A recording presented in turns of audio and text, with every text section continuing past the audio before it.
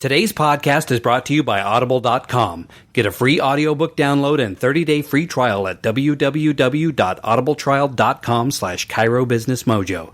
Over 180,000 titles to choose from for your iPhone, Android, Kindle, or MP3 player. Welcome to the Chiro Business Mojo podcast, where we deconstruct the methods, marketing, and mindset of successful business people and chiropractors from around the world. And now your host, Dr. Richard Day.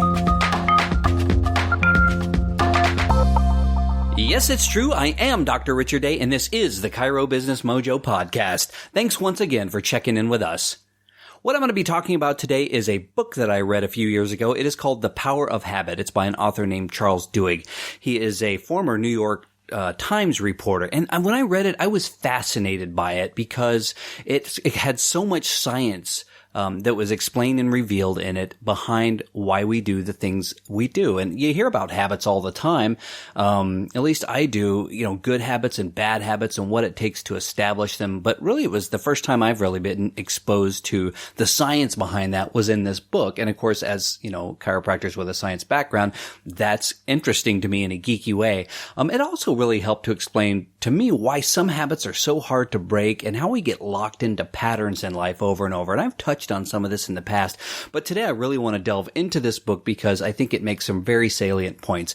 And for a couple of reasons, this is important. It really resonated with me. And that is, if you want to make a change in your practice, you're going to have to rewrite your programming and change your habits. And part of that is going to be changing yourself. And so, it has to be that, right? If you want to change your practice, you have to change how you do things. And chances are you have fallen into bad habits over time, or maybe you've always had these bad habits.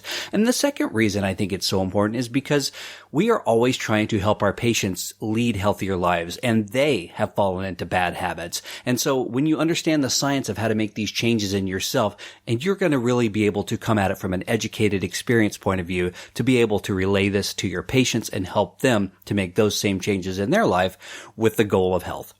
So digging into the book, he really talks about he puts you in contact with why some people in some companies do so well and others seem to kind of do the same thing over and over despite saying they're trying to change or really trying to change. These changes don't seem to happen. He talks about the habits of people like Michael Phelps, the Olympic gold medalist, Starbucks, the CEO of Starbucks, his name's Howard Schultz, Martin Luther King Jr. He looks at corporations like Procter & Gamble, Target Superstores, or Rick Warren's Saddleback Church. He talks about NFL teams and coaches. And so he really digs deeply into the people who are applying these methods, and they are perfect examples backing up what the research says. In The Power of Habit, he makes a great argument that habits are the key to success in exercising regularly, losing weight, raising great kids, becoming more productive, and building revolutionary companies. And he goes on and talks about how it creates social movements as well. Really, there's a science to understanding how these habits work. So early on in the book, he explains that habits emerge because the brain is constantly looking for shortcuts. And here's a great example. If you have ever driven a stick shift, for example, once you learn how to do it, it's on autopilot. It frees up your brain for other thought. You're not thinking about that you have to push the clutch down or that you have to now take it from first into second gear. You just do it automatically. And this is in the back of your mind. So now you can process other information, higher levels of thought, things that are more important when that gets moved to the back. And he estimates that about 40% of what we do all day is all just habit. We're not even thinking about how to button up a shirt when we put one on in the morning. And he outlined something called the habit loop. And it's really got three parts. It is the cue, and then a routine that follows, and a reward. And the example I can think of really is a phone. When you get that ding or that vibration that you just received a text, that is the cue. The next thing that happens is the routine. You pull the phone out of your pocket, and the reward is you get to see, hey, somebody likes me. Someone communicated with me. I've got human contact here through the smartphone. Same holds true with social media. When you log on to Facebook and you see that you've got a new friend request or some new activity, the same loop transpires. And this forms a habit in our brain. We crave these things. And then our behavior becomes driven by what we crave. Because over time, these little cue and routine and reward, that creates the habit. And this same mechanism can be used for things that maybe aren't so great. So an example he talks about in the book is McDonald's. They've got some cheap food there and it makes the kids happy. So maybe once a week, you go through the drive-thru and you grab them some fries and a Happy Meal or something like that. And, that makes them happy. So you see the McDonald's, there's your queue, you drive through, that's your routine, and the reward is your kids are happy for 10 minutes or maybe longer, hopefully, with their reward, and you get a reward as well. But the problem is if that works so well once a week, why not do it a couple of times a week, and then suddenly you find yourself in a bad habit and you've got problems that are leading to bad health. So a key takeaway is that motivation is the craving brain. Your brain is craving that reward. And so once that happens, you are seeking that reward constantly. Now, the good news is that if you get into success habits, that's a reward. You get the recognition or whatever it is, the financial boost or whatever it is that is the reward you get, and you start craving that success. So the thing is that if you can really start making these changes in your life and having these rewards, experiencing them, you're going to start to crave them more and more, and this whole thing sort of snowballs. And he discusses some studies where it shows that the endorphins are released. I mean, this is a big deal when this happens, this cycle happens. It really is a physiological response that we have as human beings. It's not imaginary or good feelings. It's a real thing. So let me give you another example from the book. He talks about brushing your teeth. Now, early in the turn of the century, well, not this century, but the 20th century, so the early 1900s, people weren't brushing their teeth. Something like less than 20% of the population actually brushed their teeth. And so the toothpaste manufacturers got a hold of someone named Claude Hopkins. And what he was a marketer.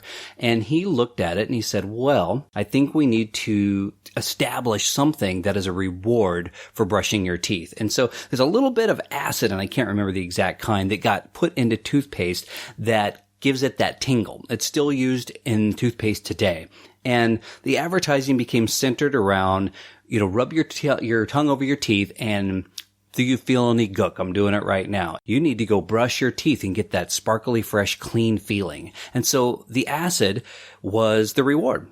That clean feeling that you felt after that. So the cue was rub your tongue over your teeth. If they feel like they need to be brushed, the routine is you go brush them, and the reward is you get that minty sort of tingly feeling afterward. It was very powerful. And now, it's pretty much unheard of that people don't brush their teeth. It was a very successful advertising campaign, and it used this simple formula back in the day. So chances are you've developed some bad habits over time. Well, the bad news is that you cannot really extinguish bad habits.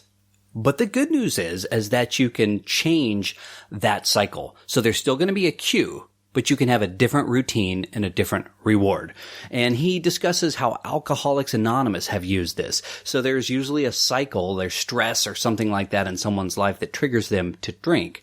And then that's the routine, is that they drink, and then their reward is that they get stressed free and they sort of, chill out and mellow out and all of that stuff. So what AA has done over the years and been very successful at is replacing the routine and the reward with something else. And in the book, they mentioned that a belief in God is a really big deal, a part of that success. And the real magic that he explains is that it's the belief in something bigger than that person that is helping them. And when they get that little bit of hope, and then they have some success because of it, that's their reward. And then over time, this snowballs. And again, you've got someone who is maybe still having those same cues like stress or whatever it is in their life, but they've actually got a different routine and a different reward, and they've become addicted to that instead. Another thing he talks about is how important group psychology is. So, hey, if it worked for that guy, it could work for me too. And how powerful this community, or a community creates belief. And we see that all the time in advertising, testimonials, even on our own websites. If someone writes us a great Google review or something like that, no one wants to be first. But if you go and you say, hey, I identify with this guy's person, I bet that could work for me. And another part of that is that if you are part of a group, and in AA, again, you're committing to your success in front of people. So that really helps to build these habits and reinforce them, that accountability aspect of it too. So these are things, as I'm talking about AA and these other examples, think of how you can start applying this to what you are doing, the habits that you want to change. Maybe become part of a group and hold each other accountable. Maybe, look at what other people are doing and the testimonials, the things they have talked about. And if it's that belief that you need, whatever it is that allows you to take that step, that leap of faith to make these changes, start looking at ways to do that. The next thing he talks about is a biggie, something he calls a keystone habit. Now, this is more than just a habit that affects itself. This is the keystone, right? It's the domino that's going to affect the others. And he had a really good example. He talked about families that eat together. The studies show that families who habitually eat dinner together seem to raise children with better homework skills, higher grades, greater motivational skills, and more confidence. And that these small wins that you have really equate to bigger wins over time.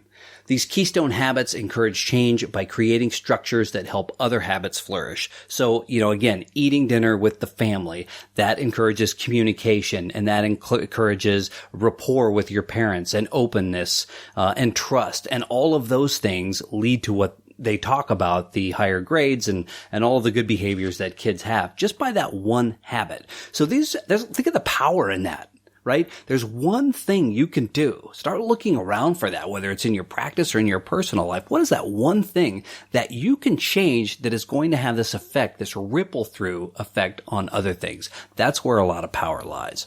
Now, the greatest of all of the keystone habits, according to Duhigg, is willpower. And he equates this to using a muscle.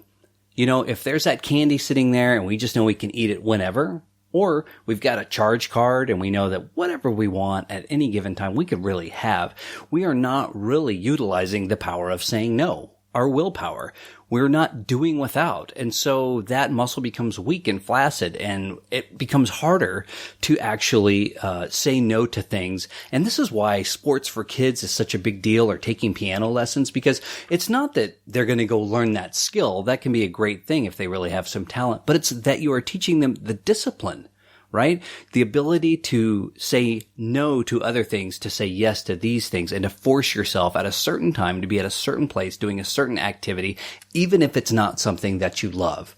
So an example that he talks about is an experiment that was conducted where 29 people were signed up for 4 months of a money management program, and they were to deny themselves any luxuries, and they were asked to keep detailed logs of everything that they bought. Now, these people's finances improved as they went through the program, but there were also side effects, and these were positive side effects.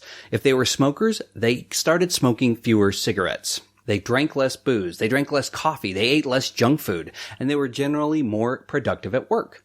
So what happened is, as they strengthened that willpower muscle in the one part of their lives, it had this spillover, that domino effect, into other aspects of their lives. They just became better at everything. They had more willpower to say no to certain things and to say yes to the right things. So the author concludes by saying this, that once you understand that you can change habits, that they are not set in stone, you have the freedom and the responsibility to change them. And the real power of the habit is that you can choose it to be anything you want it to be. And once that choice occurs and becomes automatic, it becomes real.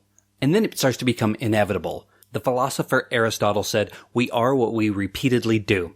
Excellence is not an act, but a habit." And he was absolutely right thousands of years ago. And now Duhigg is pointing to the science behind that truth. So go out and change your habits today. Look at the science of it. Check out the book. I think it's a great read, or do the audible.com like I love to do and just listen to the book if you don't have time to actually sit down and read one.